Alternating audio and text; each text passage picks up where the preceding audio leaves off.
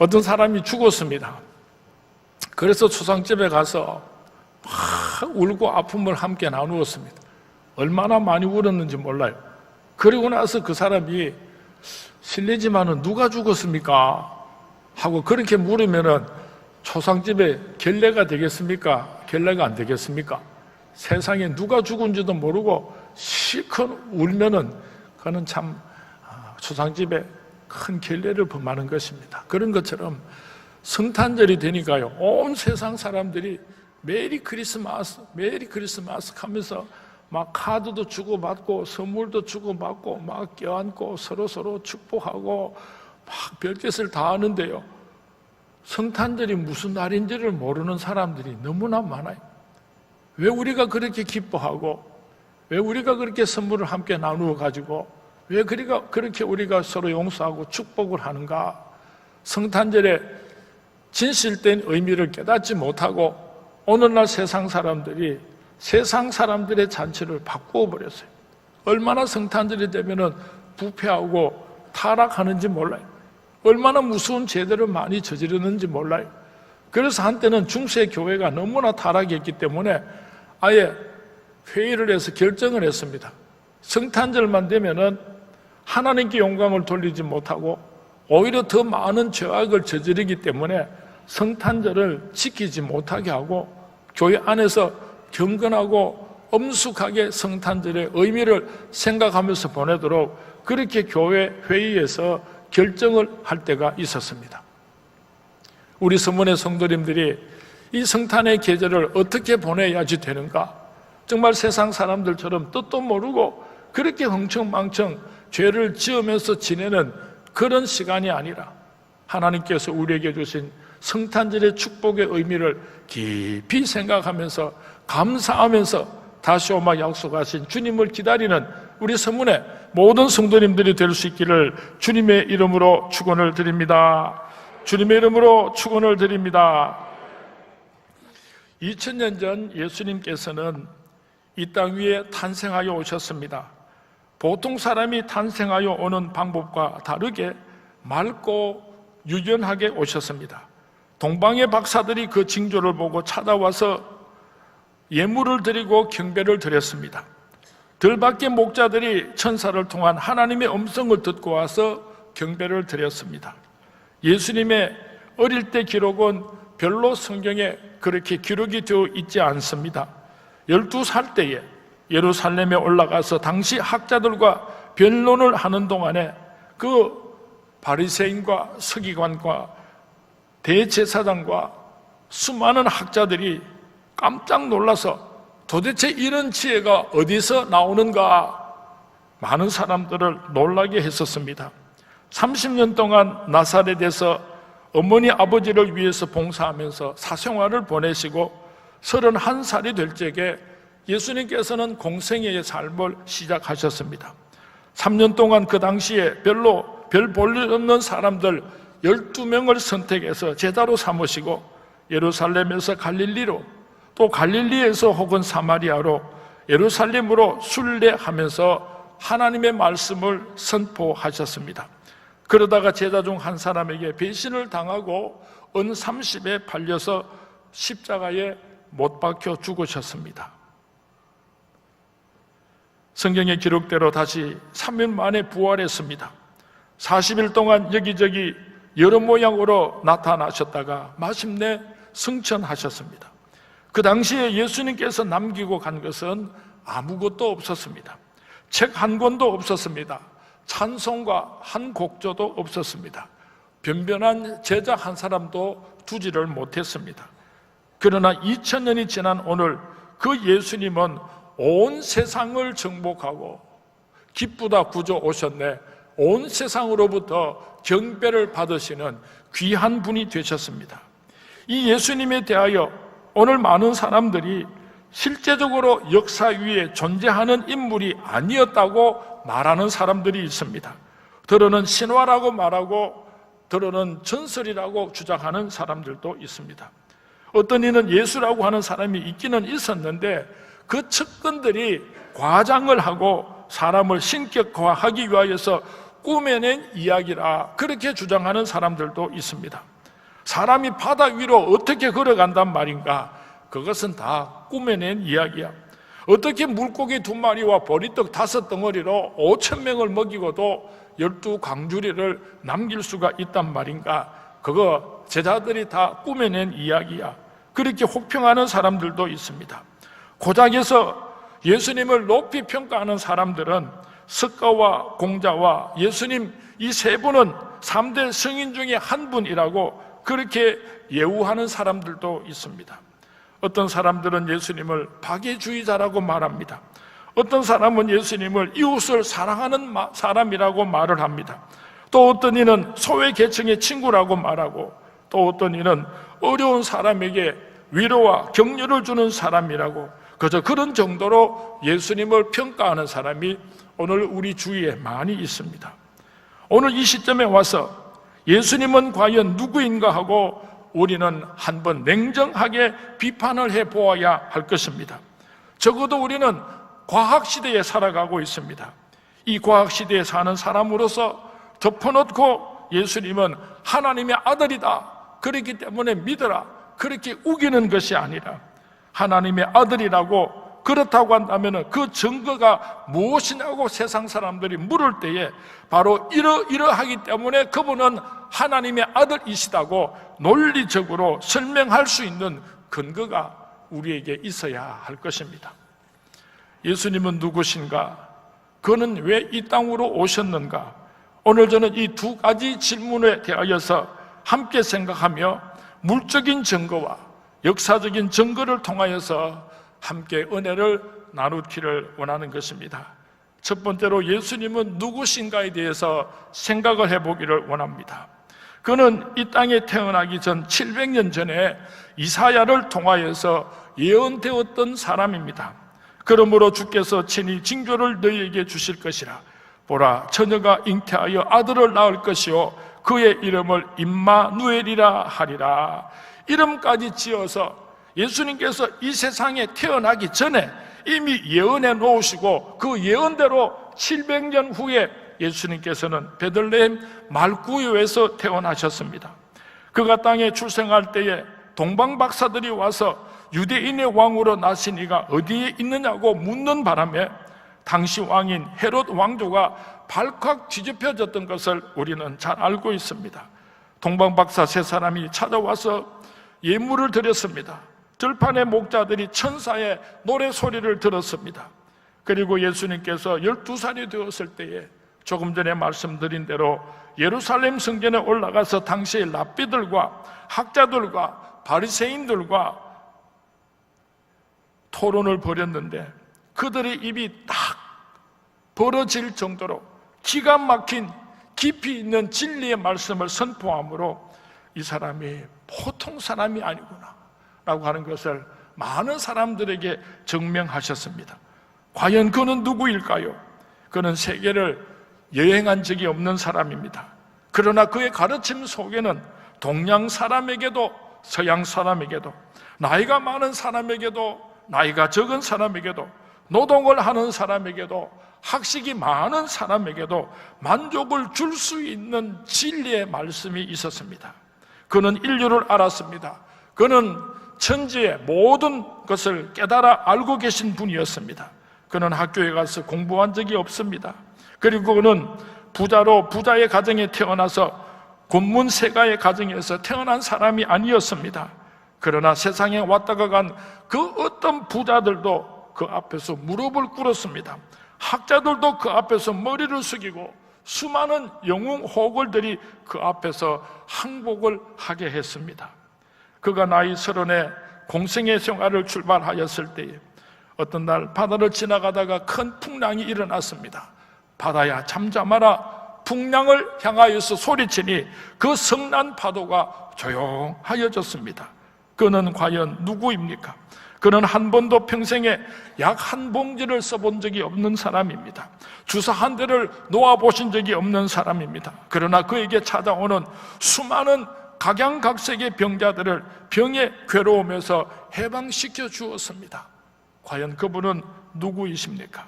그는 교육을 받아본 적이 없습니다. 그러나 그의 가르침 속에는 하늘의 이치가 담겨 있습니다. 그의 가르침 속에는 역사의 줄거리가 담겨 있고 역사의 목적이 담겨 있었습니다. 그는 한 줄의 글을 쓴 적이 없습니다. 그러나 오늘 이 땅 위에 그분을 설명하기 위하여서 쓰여진 책, 그분의 일생을 기록한 책, 그 모든 책들이 얼마나 많은지 모릅니다. 한 줄의 글을 쓰신 적도 없는데 오늘 2000년 역사 흘러오면서 그분에 관한 설명, 그분의 가르친 교훈을 해석하고 그분의 사상을 직접 간접 담아 해석한 책들이 이 땅 위에 다른 그 모든 책들보다도 더 많은 책들이 예수님에 관하여서 기록이 되었으니 과연 그분은 누구이십니까? 그분은 한 번도 노래를 지어서 부른 적이 없습니다. 겟세마네 동산에서 기도하고 돌아오시면서 찬미를 부르면서 돌아왔다는 기록밖에는 없습니다. 그러나 역사 이래로 수많은 노래가 직접 간접 그의 영향 아래서 지어졌고 그의 영향 아래 노래가 불려졌으며 또 그의 영향 아래 위대한 음악가들이 배출이 되었습니다. 베토벤 속에 그분이 계십니다. 핸델 속에도 그분이 계십니다. 모차르트 속에도 그분이 계십니다. 슈베르트 속에도 예수 그리스도 그분이 살아서 역사하고 계십니다. 도대체 그분은 누구이십니까? 음악의 음자도 모르는 그분의 영향이 이렇게 지상의 금옥과 같이 귀한 노래로 오늘도 애송을 받고 있으니 평가되고 있는 음악을 남겨주셨으니 그분은 누구이십니까? 그분은 한 곳에도 학교를 세우신 적이 없습니다. 그러나 이 지구 위에는 그분의 이름의 영향 아래 세워진 학교가 얼마나 많습니까? 영국의 캠브리지, 옥스퍼드, 미국의 하버드, 예일, 우리 한국의 연세대학교, 숭실대학교, 또 대구의 계명대학교. 그분을 배우기 위하여서, 그분을 가르치기 위하여서 직접 간접 그분의 영향을 가르치기 위해 이 지구 위에 제일 유명한 학교들이 나라들마다 얼마나 많이 세워져 있는지 모릅니다. 그분을 가르치고 있으니 그 수많은 세계적인 유명한 대학교에서 오늘도 예수 그리스도 그분을 가르치고 있으니 도대체 그분은 누구입니까? 그는 한 줄의 사설을 남기신 적도 없습니다. 그러나 오늘날 무수한 과학자들이, 대학자들이, 박사들이 그분을 연구하기 위하여서 한평생을 바치고 그분의 학설 앞에, 그분의 가르침 앞에 눈물을 흘리고 그분의 가르침 앞에 한평생을 바쳐 희생하기로 자원하고 나섰으니 그분은 누구이십니까? 그분을 가르치고 그분을 해석하는 학자, 박사들이 천이 아니요 만이 아니니 도대체 나사렛에 맑고 유연하신 그분, 베들레헴 맑고 유연하신 그분, 목수의 가정에서 자라난 그분은 도대체 누구이십니까? 아무리 생각해도 그분은 생각 이상의 분이십니다. 한 번도 군을 동원한 적이 없고 무기를 손에 잡아본 적이 없으셨습니다. 그러나 그분이 왔다 간 이래로 오늘까지 2000년 세월 동안에 얼마나 많은 전쟁이 그분의 이름으로 말미암아 평화로 바뀌었습니까? 이 땅 위에 수많은 전쟁들이 붉은 십자가의 깃발 아래 그 전쟁을 멈추고 화해를 한 기적적인 사건들이 얼마나 많았습니까? 도대체 그분은 누구입니까? 그분은 정신의학이라고 하는 단어를 모르는 분입니다. 그러나 고민하던 사람이 그분을 찾아올 때 그 고민을 평화로 바꾸어 주셨습니다. 절망하는 자가 찾아올 때에 소망으로 바꾸어 주셨습니다. 갈피를 잡지 못하고 흑암 속에 방황할 적에 그분께서는 광명을 주셨습니다. 수고하고 무거운 짐진 자가 그분을 찾아올 때에 참된 평안을 주셨습니다. 죽음 앞에 전율하던 자가 그에게 찾아올 때에 마음에 근심하지 말아라. 하나님을 믿으니 또 나를 위하라. 하나님께서는 하나님의 크신 축복과 위로와 평강을 부어주셨던 그분입니다. 그는 도대체 누구일까요? 그분은 도대체 누구일까요? 지금 우리는 2013년도에 살아가고 있습니다. 소급에서 올라가면은, 역사를 계속해서 역으로 올라가면은 그 한가운데 누가 계십니까? 예수님께서 거기 서서 계십니다.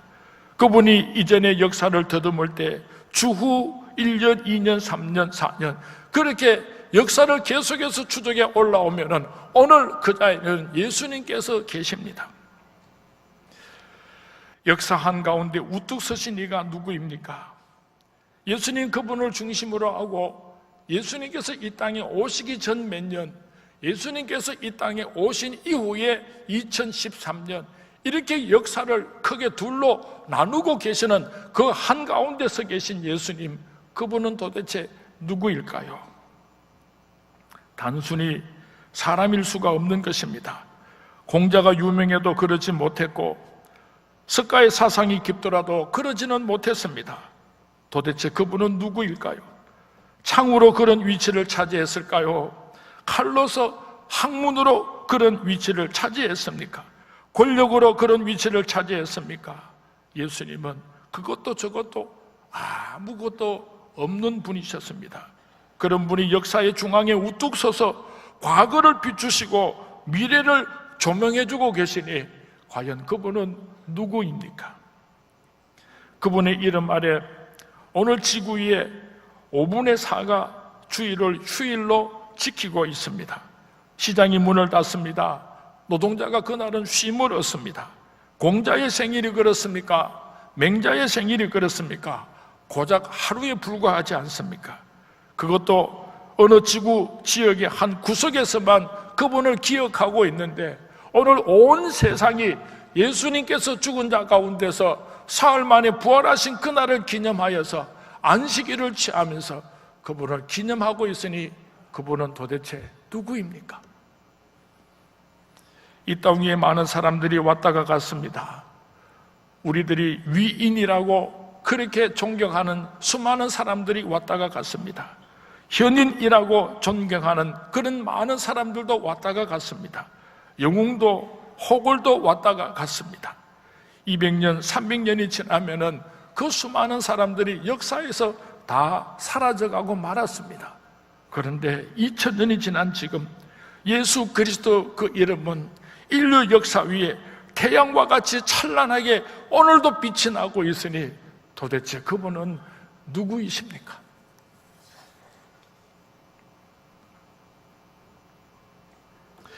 그분이 십자가에 죽었습니다. 그 당시 십자가는 지옥의 십자가요, 저주의 십자가요, 흉물의 십자가였습니다. 오늘은 그분 때문에 십자가가 노래 제목이 되고 있습니다. 시의 중심이 되고 있습니다. 찬송의 내용이 되고 있습니다.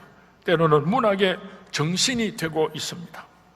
이분의 목소리가 되고 있으니 십자가, 그 수치스러운 십자가가 오늘 자랑스러운 영광스러운 십자가가 되었으니 도대체 그분은 누구일까요?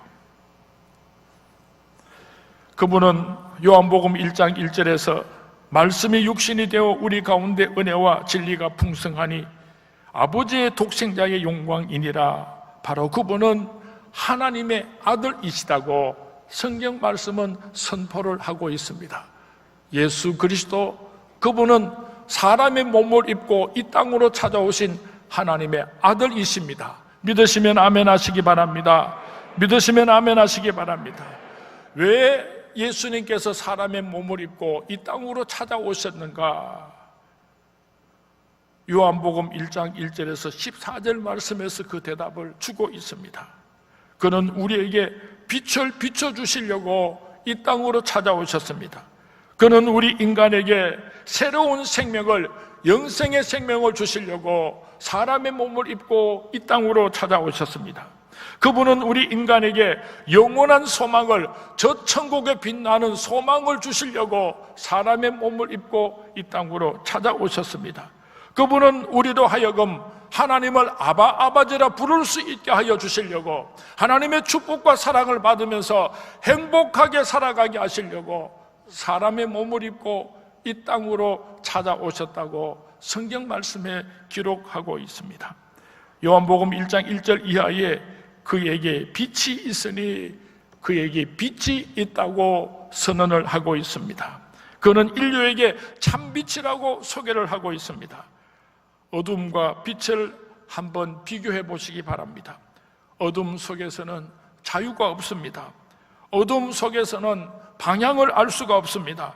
어둠 속에서는 잘못하면 넘어지고 다칠 수밖에 없습니다. 예수 없는 곳의 인류는 빛이 없습니다. 내일의 소망이 없습니다. 참된 자유가 없습니다. 참된 만족이 없습니다. 어디로 가야 할지를 알 수 없는 인생인 것입니다. 예수님께서 빛으로 오셔서 우리 인생에 빛이 되어 주심으로 말미암아 땅에 사는 우리들이 영원한 생명의 세계를 잉태하고 바라볼 수 있게 하여 주셨습니다. 몸뚱이에 살면서 우리들이 진정한 세계를 관계 맺으면서 살아갈 수 있게 하여 주셨습니다. 시간 세계에 살면서 영혼을 호흡할 수 있게 되었습니다.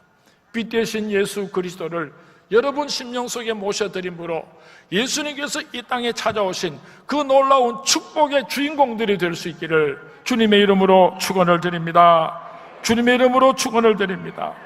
예수님께서는 우리에게 생명을 주시려고 사람의 몸을 입고 이 땅으로 찾아오셨습니다. 우리는 하루하루 살아가면 살아갈수록 지옥밖에 들어갈 곳이 없는 절망적인 인간들입니다. 여기에 성자 예수님 찾아오셔서 죽었다가 부활하심으로 말미암아 우리를 거듭나게 하여 주셨습니다. 영으로 난 자는 영이고 육으로 난 자는 육이라고 말씀하셨습니다. 우리에게 영으로 난 자의 새 생명의 축복을 주시려고 예수님께서 사람의 몸을 입고 이 땅으로 찾아오셨습니다. 새 생명 되시는 예수 그리스도, 그분을 여러분의 심령 속에 모셔드림으로 중생하여 새 생명을 얻으시는 우리 서문의 모든 성도님들이 될 수 있기를 주님의 이름으로 축원을 드립니다. 주님의 이름으로 축원을 드립니다. 성자 예수님은 우리에게 영원한 소망을 주시기 위해서 사람의 몸을 입고 이 땅으로 찾아오셨습니다. 너희는 마음에 근심하지 말라. 하나님을 믿으니 또 나를 믿으라. 내 아버지 집에는 있을 곳이 많으니 그렇지 아니하면 너희에게 일렀으리라. 땅에 우리 초라하게 살아가고 있습니다. 그러나 이것이 우리 일생의 전부가 아닙니다. 이 세상은 잠시 잠깐이고 영원한 저 하늘나라가 예비되어 있는데 예수님께서는 우리를 영원한 저 하늘나라로 데리고 가시려고 사람의 몸을 입고 이 땅으로 찾아오셨습니다. 예수님을 여러분 심령 속에 영접하심으로 영원한 저 천국으로 올라가시는 우리 서문의 모든 성도님들이 될 수 있기를 주님의 이름으로 축원을 드립니다. 돌아갈래 고향 하늘나라. 우리가 어떻게 천국에 들어갈 수 있습니까? 예수 그리스도께서 우리를 데리고 저 천국으로 데리고 가시려고 사람의 몸을 입고 이 땅으로 찾아오셨습니다. 그 예수님을 경배하고 그 예수님의 뒤를 따라서 영원한 천국에 들어가시는 우리 서문의 모든 성도님들이 될 수 있기를 주님의 이름으로 축원을 드립니다. 우리가 이 세상에 살아갈 동안에 육체를 쓰고 헤매는 세상에서 고생스러울까 봐 하나님께서 우리와 함께 하시고 하나님께서 우리를 축복하시고 하나님께서 우리를 행복하게 하여 주시려고 예수님께서 사람의 몸을 입고 이 땅으로 찾아오셨습니다. 사랑하는 성문의 성도님, 이 세상에 사는 것이 힘들고 어렵습니까? 한치 앞을 내다볼 수 없고 너무나 두렵고 힘이 듭니까? 아기 예수님을 내 심령 속에 영접하심으로 예수님을 통해서 내게 주시는 하늘의 축복을 날마다 체험하시면서 복된 삶을 살아갈 수 있게 되기를 주님의 이름으로 축원을 드립니다. 하나님께서 이 세상을 창조하시고 보시기에 심히 좋았더라. 얼마나 기뻐하셨는지 모릅니다. 생육하고 번성하여 땅에 충만하라. 큰 축복을 주셨습니다. 그런데 아담과 하와가 하나님의 말씀에 불순종함으로 말미암아 에덴 동산에서 쫓겨나게 되었습니다. 하나님으로부터 저주를 받았습니다. 이제는 영원한 지옥불로 들어갈 수밖에 없는 불쌍한 인생으로 전락해버리고 말았습니다. 이런 불쌍한 인생을 하나님께서는 포기하실 수가 없어서 독생자 예수님을 우리에게 보내주시고 그 예수님에게 우리가 지은 모든 죄를 전담케 하시고 하나님께서는 우리의 지능 같은 모든 죄를 용서하여 주시고 하나님을 아버지로 부를 수 있도록 하나님의 축복을 회복하여 주시고 하나님께서는 에덴 동산에서 약속하셨던 그 축복을 회복시켜 주시려고 예수님을 사람의 몸을 입고 이 땅으로 보내주신 것입니다. 항상 기뻐하라, 쉬지 말고 기도하라, 범사에 감사하라. 이는 예수 그리스도 안에서 너희를 향하신 하나님 아버지 뜻이니라. 왜 하나님께서 예수님을 이 땅에 보내셨는가 하면은 우리가 항상 기뻐하고 범사에 감사하고 쉬지 말고 기도하고 하나님께서 주시는 가지가지 축복과 사랑을 받으면서 하나님을 아버지라 부르며 행복하게 살다가 천국에 오라고 예수님을 하나님께서 우리에게 보내주셨답니다. 이 예수님을 모시고 행복하게 살아가시는 우리 서문의 모든 성도님들이 될 수 있기를 주님의 이름으로 축원을 드립니다. 사랑하는 서문의 성도님, 예수님은 누구이십니까? 예수님은 사람일 수가 없습니다. 역사적인 증거를 말씀드렸습니다. 물적인 증거를 말씀드렸습니다. 그는 하나님의 아들이십니다. 사람의 몸을 빌어 인간 속에 오셔서 우리에게 빛을 주셨습니다. 우리에게 생명을 주셨습니다. 우리에게 영원한 하늘나라를 주셨습니다. 하나님을 아버지라 부르며 하나님의 축복을 받을 수 있도록 예수님께서 이 땅에 찾아오셨습니다. 이것이 바로 성탄의 참된 의미인 것입니다. 이 축복을 깨달아 알고 이 축복의 주인공이 되기 원하여서 아기 예수님을 경배하심으로 이 놀라운 축복이 우리 서문의 모든 성도님들과 함께 하시기를 주님의 이름으로 축원을 드립니다. 아직도 예수님께서 이 땅에 오심으로 온 인류에게 이루어진 이 축복을 알지 못하고 그 죄악으로 벌벌 떨면서 지옥불로 달려가는 불쌍한 사람들에게 예수 그리스도의 탄생을 증거하고 예수 그리스도를 믿음으로 이 축복의 주인공이 되기를 원한다고 예수 그리스도를 증거하는 성탄의 계절이 될 수 있기를 주님의 이름으로 축원을 드립니다. 주님의 이름으로 축원을 드립니다. 이 성탄의 축복을 마음껏 누리시고 나눌 줄 아는 우리 서문의 성도님들이 되시기를 주님의 이름으로 축원을 드립니다. 12월 24일 날 저녁에는 우리 주일학교 학생들이요, 이 강단 위에 올라와서 하나님께 예수님께 경배를 올려드릴 때요, 여러분들 오시면은 얼마나 행복한지 몰라요. 어쩌면 그렇게 천사 같고 어쩌면 그렇게 아름답고 이쁩니까? 내 새끼 없어도 24일 날 저녁에는 꼭 성전에 올라오셔가지고 함께 아기 예수님을 경배할 수 있게 되기를 바랍니다. 25일 날 우리 원로 목사님께서 설교 말씀을 주실 텐데요, 아마 큰 축복의 말씀을 주실 줄로 믿습니다.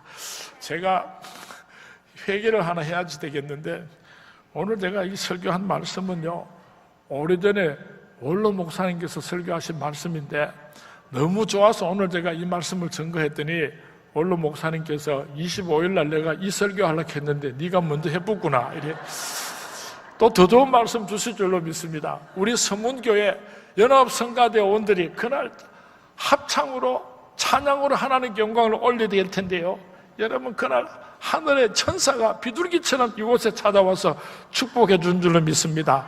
12월 25일 날 나대배 시간에 10시에 우리 서문의 성도님들 다 이 자리에 나오셔서 아기 예수님을 경배하는 축복의 잔치에 여러분들이 꼭 참석할 수 있기를, 여러분의 사랑하는 아들, 딸들, 여러분 예수 믿지 않는 아들, 딸들, 가족들 다 손에 손을 잡고 주님 전에 나와서 아기 예수님을 경배하는 우리 서문의 모든 성도님들이 되시기를 주님의 이름으로 축원을 드립니다.